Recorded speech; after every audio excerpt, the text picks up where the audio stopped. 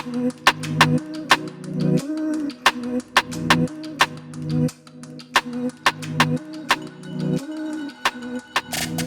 welcome everyone to another Empathy Week webinar series, the last in the series. And I've got two of my friends here as well, May and Sam of Eric Festival. Although I don't know whether to call you Eric Festival or Eric now. Just Eric, we dropped Just Eric, sorry, not updated. And I'm not going to do one of the boring kind of go through their CVs, which I'm sure they'll be glad about.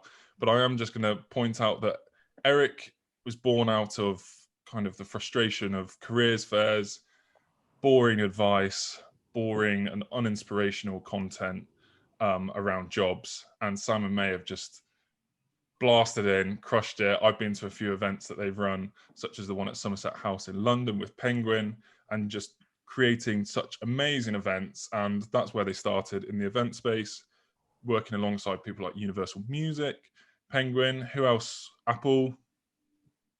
Yeah. Anyone else? BBC, all the big names. And now they have released an app, which I'm very excited about, and they're going to talk about as well. But obviously, we're here to also talk a little bit about empathy and the fact that they are best friends, but yet still here and working together, and how that's happened. Although I know it's not been smooth sailing the whole way. But welcome, May and Sam. And my first question is going to be on that first bit. Why Eric Festival? How did you start it? How did you come together and go, let's start a business together? Yeah, well, the backstory. This is like my bit normally, because I'm more theatrical, and so May is like the business mind, so she takes. I just nod, or I go no or yes. So May and I have been best friends since we were 8 years old, and we both wanted to be creative when we were kids. So we grew up we bonded actually over this kind of love of arts and crafts. I forgot to tell you, I found something that we made at one of your birthday parties the other day. Really? It was a little box, that we'd plastered stuff all over, proper kids arts and crafts stuff. Anyway, so that's the kind of things that May and I like to do when we were younger. 18. Yeah, we always had these creative this creative streak running through both of us, and it was just a really nice foundation of our friendship, and we grew really close because of it.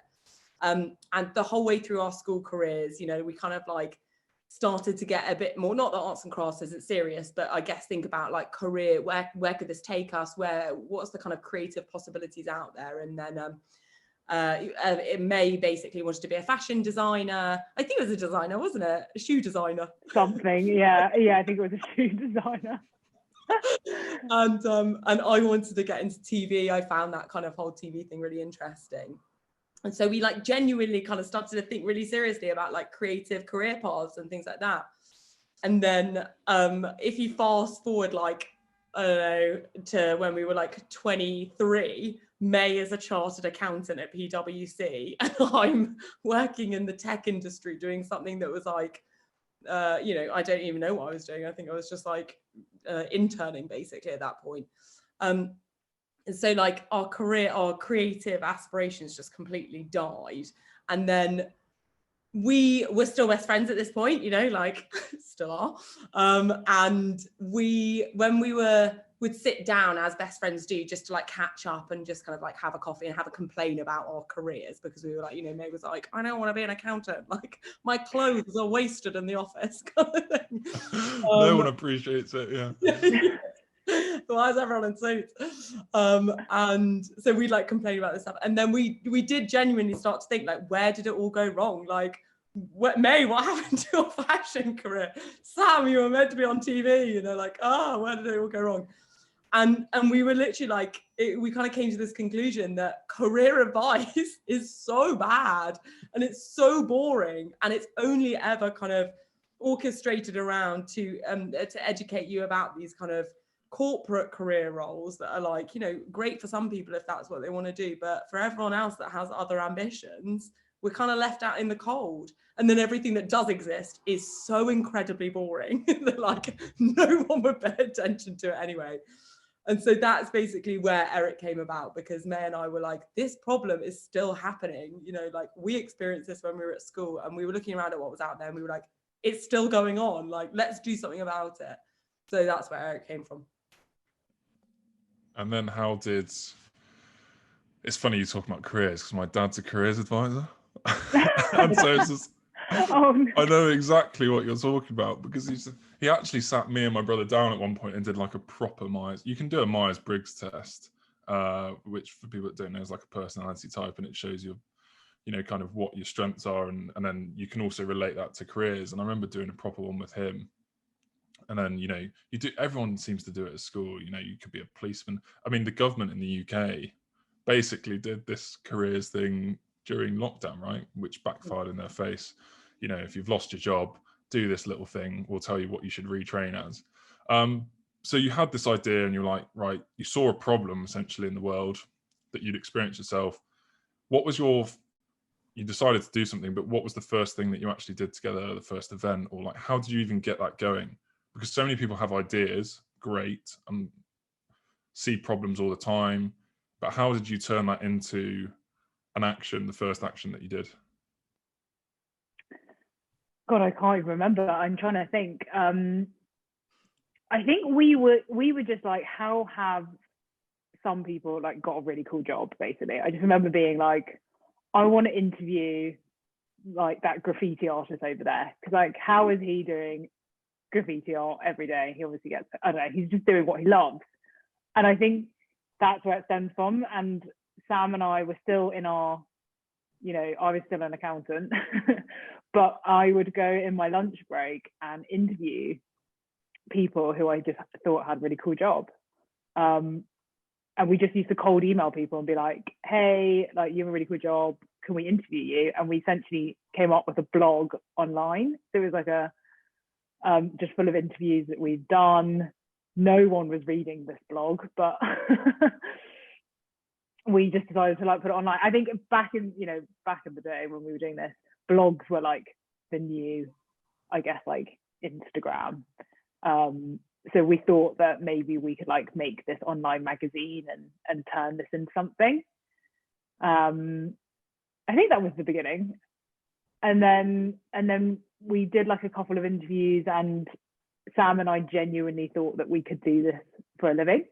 So we decided to quit our jobs for this online magazine that literally had no readers, and handed in my notice. Sam handed in her notice. I think it was actually a bit like, looking back, it is actually mad. Like, I don't like, we didn't have any, you know, much income saved up or any savings or anything. So we genuinely just believed that we could make money through this blog. And then slowly we realized that we couldn't. So we had to basically panic and be like, what other skills do we have?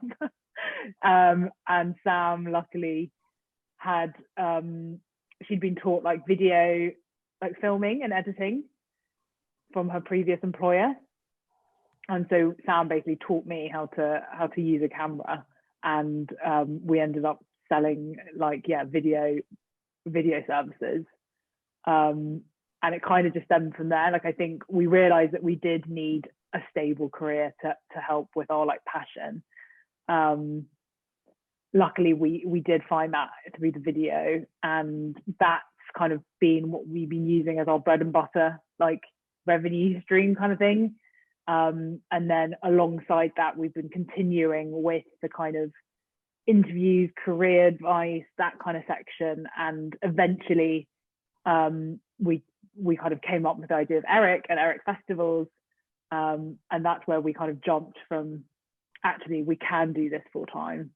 But we did have that like video, I guess, career to support us. So I think we were really lucky in that sense. Yeah, and almost, I suppose, like a skills based, maybe not even, because even then you didn't potentially, it's not like you were employed full time by a company to make video. No.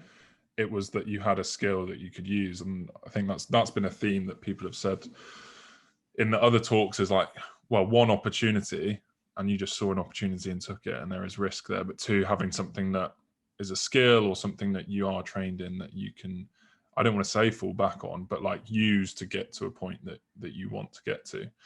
And then how did you, so obviously that was difficult to navigate, but how did you then end up getting clients like Penguin, like Apple, like Universal Music, and convincing them to, not that I'm saying that you couldn't do that, but, you know, sitting there with these people and saying, look, we can run this event for you and we can offer you a unique look on your brand to young people that you're potentially not reaching.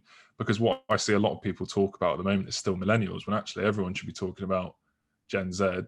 And you guys stick, anytime I hear Gen Z, I actually think of you. So you're ahead of the game. How did you get to these clients? How did you start running these events for these people?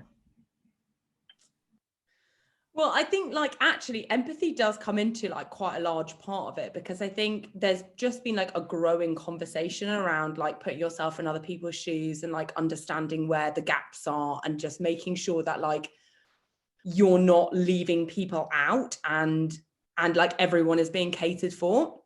And I think with companies as well, like that conversation has really been brought to light with all of these kind of like, you know, amazing movements like BLM, where it's like, no guys, like think about how we feel kind of thing, which is like incredible. And so brands have been like made to made to open their doors a lot more and think about people on the other side. And that extends to things like career fairs, where, you know, if you go to the same type of career fair every single time, then you will get the same type of people. And so we were offering like a kind of alternative to what was already there, and that was like not extending to like demographics, like lots of communities out there that, you know, wouldn't normally go to that kind of career fair because like either they're not looking for a corporate role, or they're not, you know, at university, or they're not, you know, like part of a really exclusive and really, you know, like expensive school that has like bespoke career advice. You know, it's like that leaves out a huge portion of the population.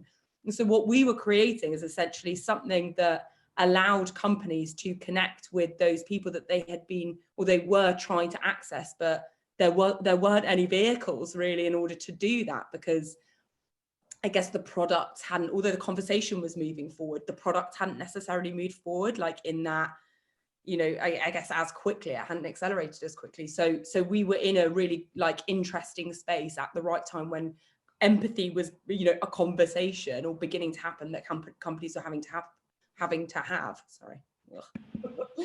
Yeah, it's such a good point. Well done for bringing empathy in as well, without me prompting. You've been trained to how to talk to me. Yeah, no, that's really interesting. And actually, the way that you're thinking about empathy is like this, helping businesses to build empathy with, you know, people that they want to, you know, sell to or just engage with. But also, I want to pick up on that element of empathy that, you know, for you guys, you have to go into a company, and I still do this, even though now I've been lucky enough to speak to a few companies but like you see a company like BBC and you just think, wow, like massive. And you forget there's people, it's a bit like school. Obviously, I bang on about being a teacher, but like kids look at you as a teacher and think that you sleep under your desk. And like, if you've ever seen them outside, I saw a couple of kids outside of school, they're like, oh my God. Oh, yeah, Mr. Cohen. Yeah, you've just gone to Mr. Tesco. Cohen. Yeah, and it's just like, you know, you're just like, yes, I'm a human being. I live in a home and I sleep in a bed and I come into school every day. And I think that's the same way that's definitely my vision of big companies, is you forget there are people there. How have you used empathy to engage with those companies and the people there? And how have you built that awareness and understanding? I think like luckily so we normally talk to the HR team, and that's the kind of, I guess, department that we reach out to, and they are normally females. So I think Sam and I kind of saw that as a little bit of an advantage to be like, okay, you know, we're females, they're females, like we can talk to them in a way that they understand and like connect with them. And Sam and I have actually made a lot of friends through companies, because they are, you know, really nice people, and we all kind of want the same thing. And because they're in HR, they're all about people. They're all about people. They're people. So I think Sam and I actually do talk about that a lot, don't we? In terms of like, it is the way we communicate and the way that I guess we talk to our clients. It's definitely not a professional, this corporate, you know, we don't have these like meetings where we're all very professional. It is just like talking to a friend and just understanding and listening to them, to be like, you tell us what your problems are, and then we will tell you if we can help you or not.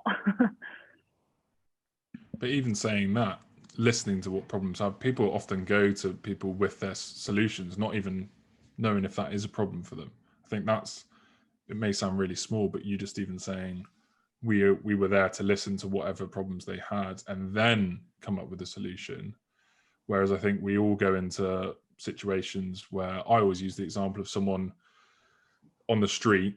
You see them and you assume that they're hungry, and so you go and buy them some food, and actually they might turn around and go, oh, I don't like that. And you're trying to do something good, and you're trying to use your own expertise, but like you say, if you're not getting their perspective and their understanding, then how you're never going to make anything good of it.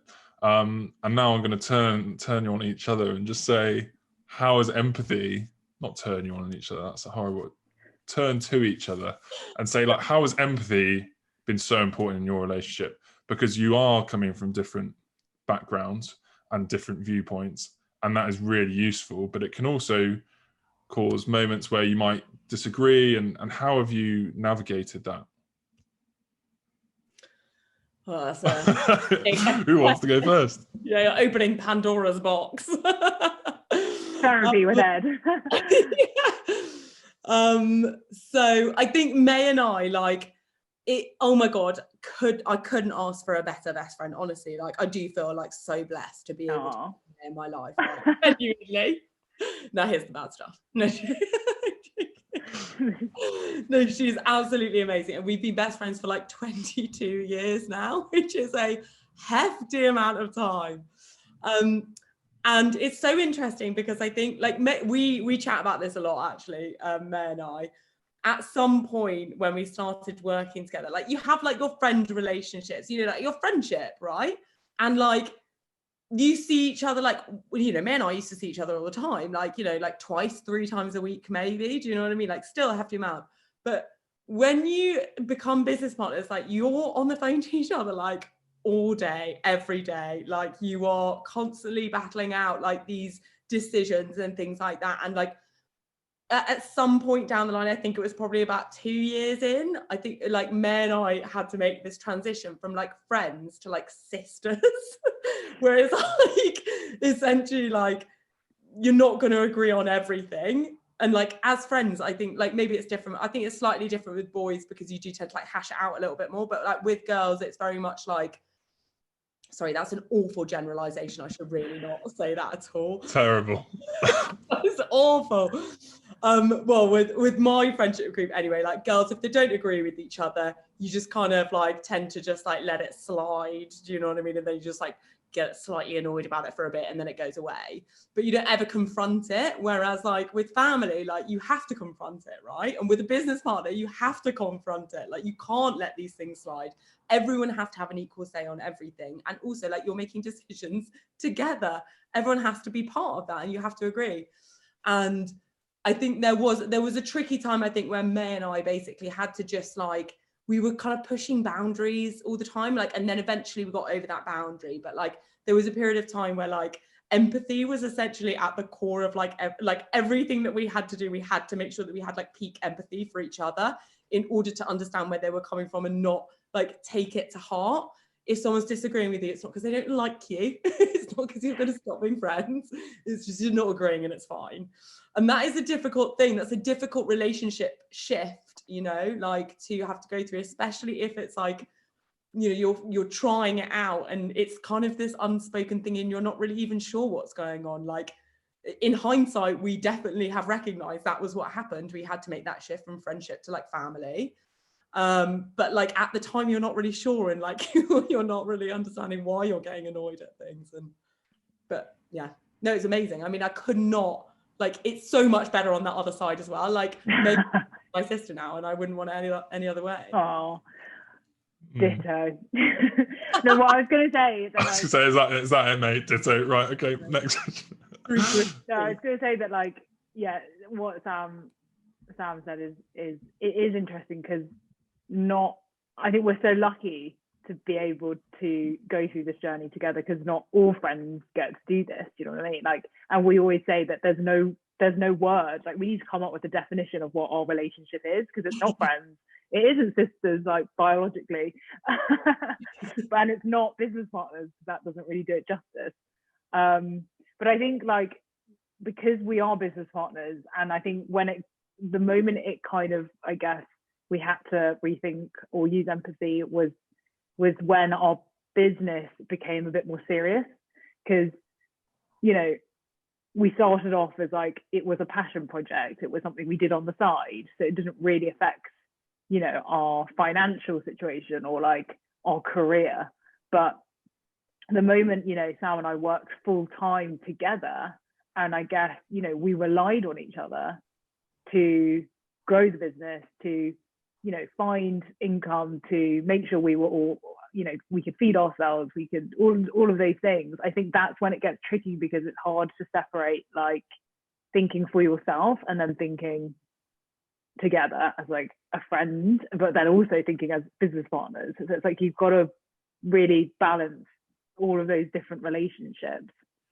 But the one thing that I think always wins over everything is our friendship. And that's what we remember, because Sam and I didn't start working together because we wanted to be millionaires. Do you know what I mean? Like, if we wanted to be millionaires, like, I'm sure there's other paths that we could have taken. Like, the reason why we wanted accounting.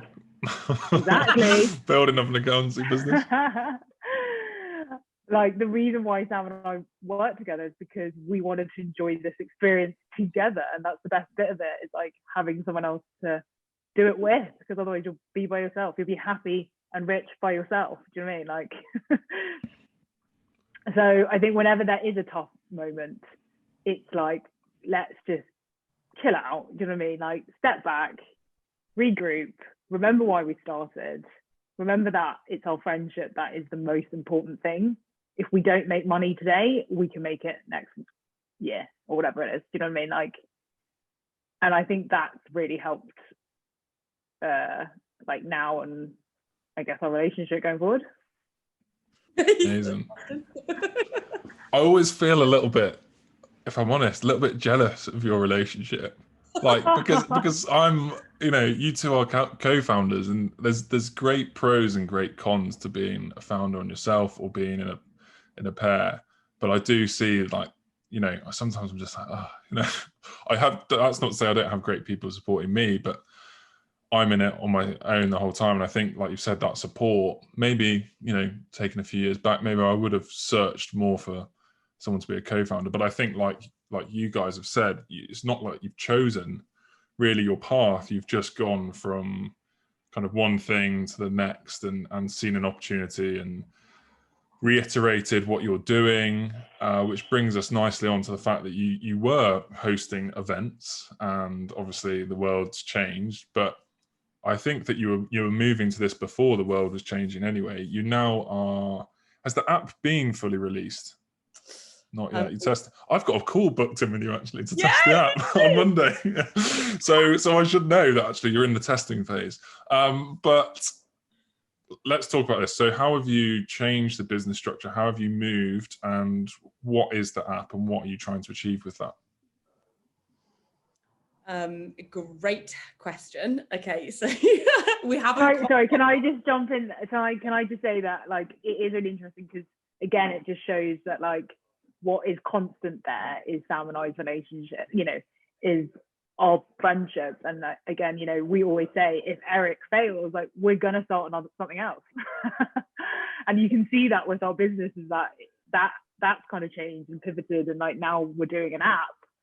But I think, yeah, it's just like that foundation of our friendship, which is constant, which is but a nice realization. But also, it's just like, I want to point out, and I'm excited for everyone to see this, because so many people are making apps or doing apps, but this is an app. Like, this is, I just want to say that from my point of view, having seen and talked about it with you two before, I think this is going to disrupt stuff, but I'm going to shut up now and let you add on to reveal what it is. Well, fingers crossed. We also think that, just FYI. So we haven't got our elevator pitch down yet, because obviously we're kind of, still in testing mode and everything like that. But essentially it is like, it's an education app where it's called the Eric app. And we are collecting together all of the best career education out there that is currently being scattered across like multiple different platforms. So like TikTok, Instagram, like people's individual websites, whatever it is. Educators that are like young, cool, they're disrupting their own little education spaces. We are moving them, or we're hoping to attract them all onto one platform so that we can collate all of the stuff that's scattered around the internet under specifically around self-development. So that obviously includes empathy. So like, that's why we're testing you, because we want you to be on the app. So self-development stuff and career development things. So the idea is that we've just noticed that there is so much amazing education out there, but like young people aren't able to find it because it's just scattered so far and wide. The internet is a big place and people are just putting it out in their own little spheres. And if you're outside that sphere, then you'll never probably find it. And so we want to bring it all into one place and basically help people know themselves better so that they can make better career decisions. So like, it's something actually that May and I feel really passionately about, because that's basically the journey that we took. Like, we didn't know ourselves well enough to basically feel confident enough to make that leap into the different creative industries that we wanted to go into. And also we were let down by the lack of career guidance as well. So we want to tackle those two issues that we experienced, that we're still seeing today amongst our community. I don't know if that is coherent at all. That might be more confusing than it is instructive, but that's the attempt at the first elevator pitch publicly. Heard it here first. May, have you got stuff to add on? Has your co-founder covered it all? I think, yeah, she definitely has. Yeah, I think it is just based on our own experiences. And I think what we saw is that everyone else's journey is different, because everyone is unique. So there is no one route to success or, reaching your goals. And that's exactly, I guess, what the Eric app is, we are with you along your journey, and we will support you no matter what you want to do, no matter like what direction you want to take. We've kind of brought everything that you need in one place. We also focus on, I guess, creatives. So again, that's kind of, I guess, our niche, our USP, is that we empower young creatives on their journey, whether that's self-development or career development. Yeah, and young and creative are kind of your two buzzwords, because I remember, I think maybe a year or two ago, I was like, "Can I be featured?" And you were like, "Ed, you're too old." You're like, "Sorry, you're over 25," and you're true to your word. I was not featured. I'm so sorry. Which is also really embarrassing for me to admit that. I was like, "Can I be featured on your Instagram page?" But it's so good to have that, because I think so many businesses go out and we're for everyone, and you just get, and then you're like, well, actually, who are you catering to, and what are you trying to do? But you've also got some amazing brand. You're being very shy, girls, in terms of saying who you've got involved, like who is on the app, who is like, which companies are being involved, because this is the thing, and you've said it perfectly. There is so much noise out there. I don't know where to begin half the time. I get so fatigued. And actually, Sam, your WhatsApp says, if I'm not, have you still got that on? I think you do. Yeah, I honestly, it's the best thing that I've ever done. So if I don't reply to you, I'm not being rude. I'm just taking time off the phone.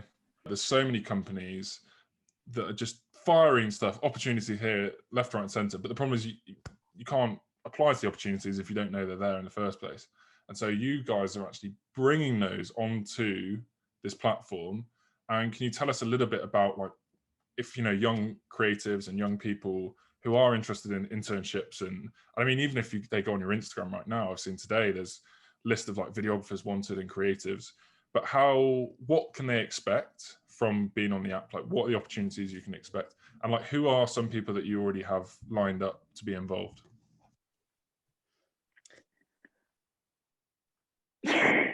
We both took a breath at the same time as they were about to say. Who wants to go first? No, you go, Sam, you go, Sam.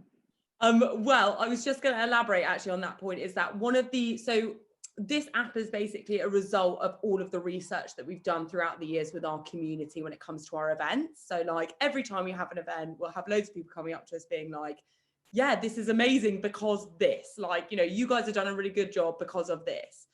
And what we noticed is that loads of our community were basically saying like, oh my God, it's so interesting knowing about the breadth of different businesses that are out there, in different words, but you know, that is a massive problem that hasn't actually even been touched upon ever.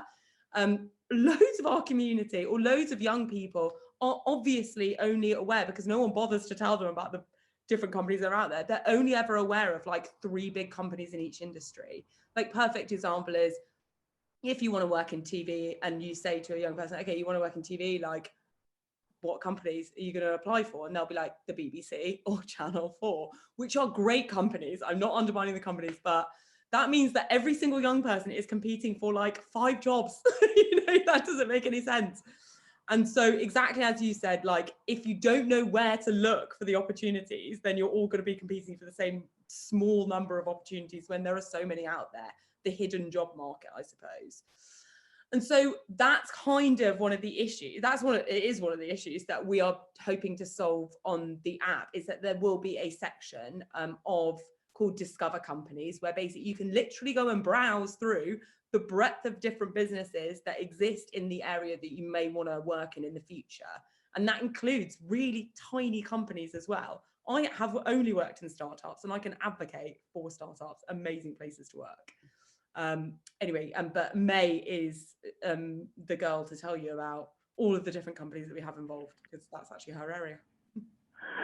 Yeah, no, well, so in terms of like, I guess what we wanted to create as well was like this power shift, because I think, you know, when you go on like LinkedIn or you go on like some sort of other recruitment-y platform, it's all about you trying to sell yourself to employers.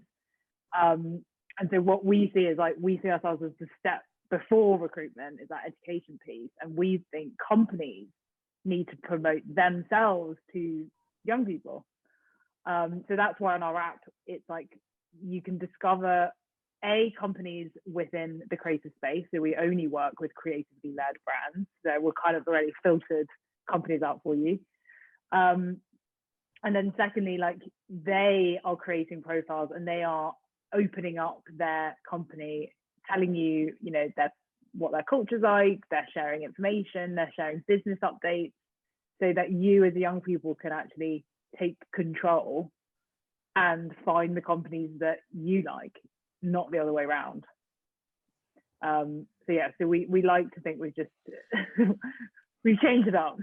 Yeah, it's shifting the power, absolutely. And I think we're going to see that even more now, that, you know, especially students who are at university, who, let's be honest, have had a bit of a rubbish time and a bit of a rubbish deal, stuck in a dorm room, not being able to socialize, which is such an important part of university and college culture, depending where you are in the world. But now it's like, you know, companies going to think, oh, you know, well, the job market's going to be decreased, so, you know, we've still got the opportunity. But I think the companies, and you've said this, the companies that are just going to be like, well, we're a big name, we'll get people. Actually, you're not going to get the best talent. The best talent and best opportunities and best people are going to go to brands that are, you know, iterating what they're doing, changing with the times, being really transparent and open about, you know, what do we stand for. And you don't have to like support every cause in the world, but you have to stand for something, and young people want to see that. What would your advice be, maybe to people that listen to this that are businesses and are in businesses and that haven't really changed or aren't willing to change just yet, what do you think will happen to them if they're not engaging young people and being creative? Because actually every company now should be creative, because you need to have, well, in my opinion anyway, you need to have content out there. Yeah, I mean, to any business that isn't changing or hasn't changed over the last 5 years, like I feel like this is kind of brutal, but they're not going to be around in another 5 years' time. Like, the world has changed so much, like everything is changing, and even more so dramatically, I suppose, like after the pandemic. Like, the way that companies operated this time last year is actually not even the same. You know, we went into lockdown on the 23rd of March, didn't we, or something? So like this time last year, we were sitting in offices and people were refusing to allow their employees to work at home when they had like childcare issues and things like that. Like, that no longer stands. If you still are refusing to change after the pandemic, then that's the end of the road for you. You know, like, and like your public image, I feel like there needs to be more of a conversation around like the increasing transparency, I think, that businesses are being subjected to, and rightly so. Like, transparency is everything, and we're only going to get more transparent. Like, you just have to look at the BBC, I think, with, you know, like the salaries that they're paying all of their presenters and things like that. Like, the amount that has always been public, but it's just because of technology, it's more public than ever, because people can access it whenever they want and they can get outraged about it on Twitter.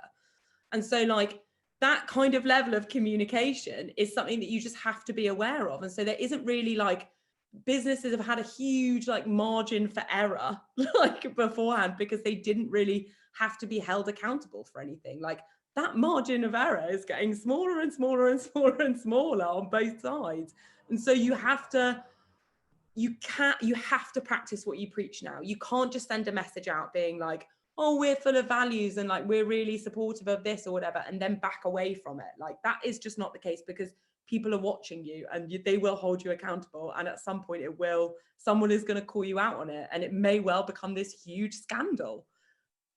Highly recommend as well listening to So You've Been Publicly Shamed. Reading it by Jon Ronson. It's not out of date now. It's actually more relevant than ever, I suppose. But like, it was, I think it's from like 2014.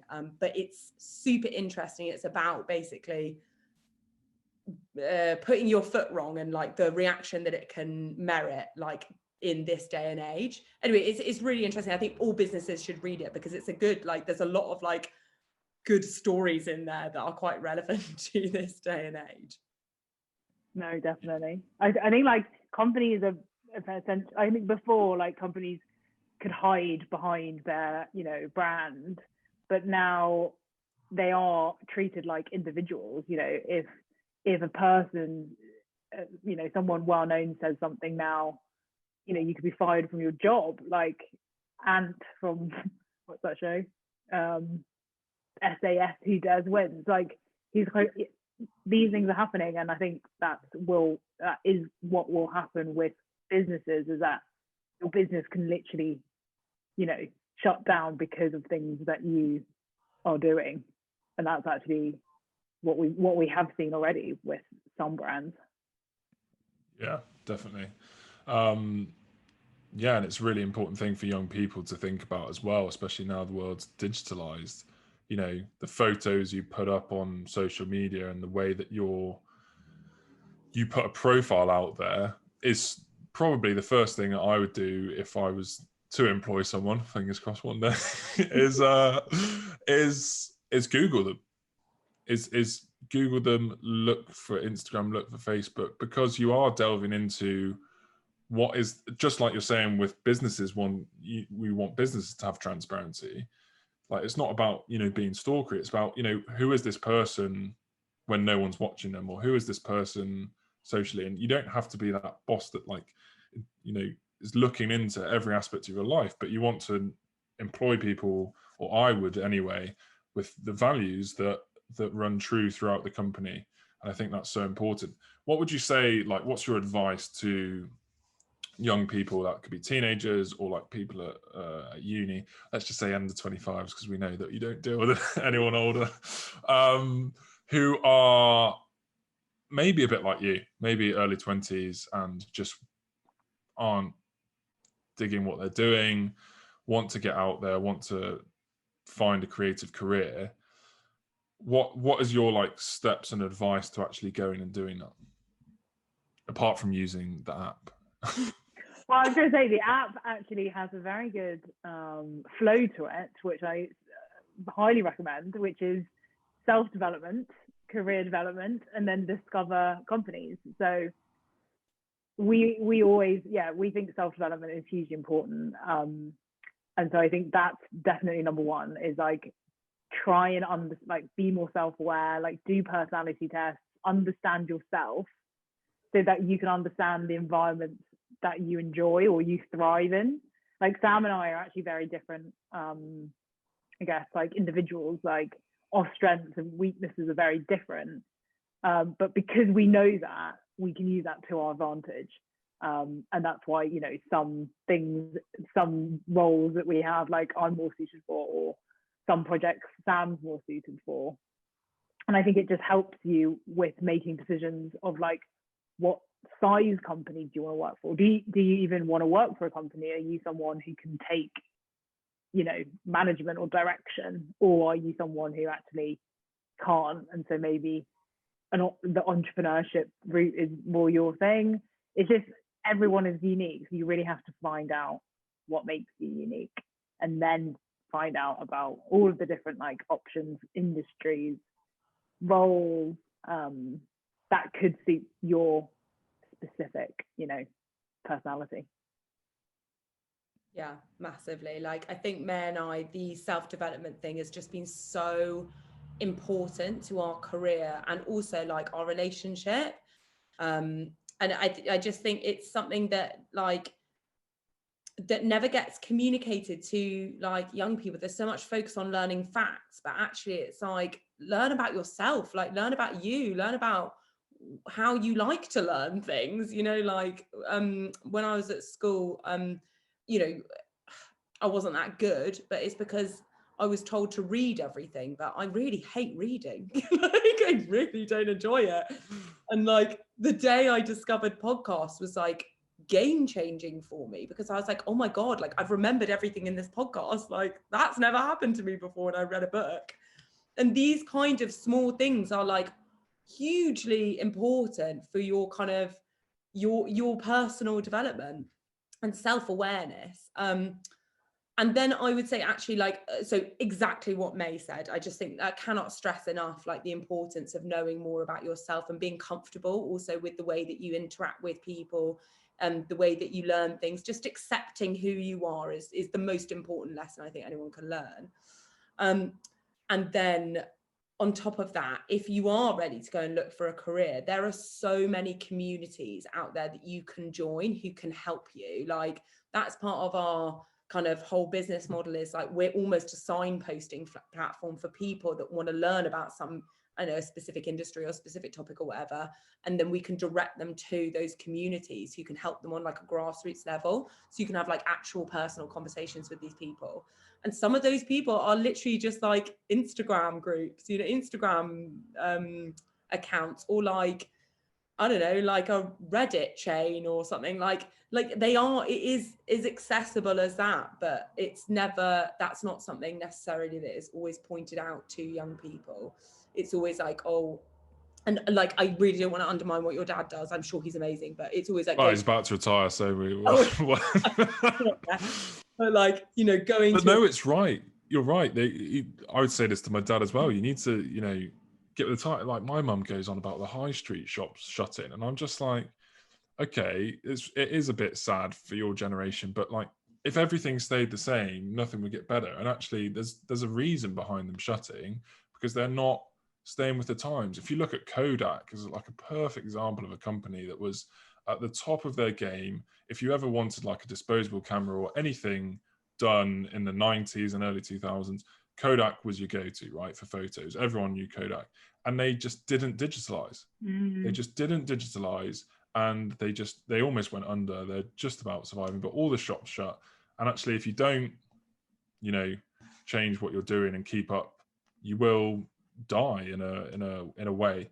And I think that's also true about your own personal development, as it is about as a business, whatever aspect you take, which is why I'm excited for the app, because also I'll be using it as a business, hopefully, to inspire and engage people that I can't reach. And I urge people to keep an eye out. How can people find you and engage with you and chat to you? Well, we have a website, obviously. So we're actually, because we're in testing phase, you can sign up basically for early access now, which is great. If you are a young person and you want to use it as a user. You're not old. Not you.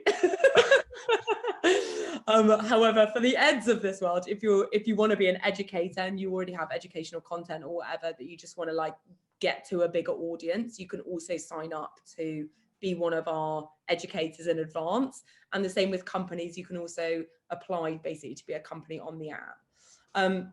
So that's all found on our website, which is meet-eric.com. And then we'll basically let people know. You can sign up for that's essentially the waiting list is like the way that we will let people know when it has actually launched. But we are planning on launching within the next 2 months, so it will be soon. Exciting. Guys, thank you so much for joining me, for sharing your pearls of wisdom. It's just been like a catch up. I think what people need to realize is actually this is probably just a meeting. And that's how good things happen, and we've got a lot to talk about in the future, so we're chatting in a few days. But thank you so much for coming on, and look forward to seeing everything that Eric does.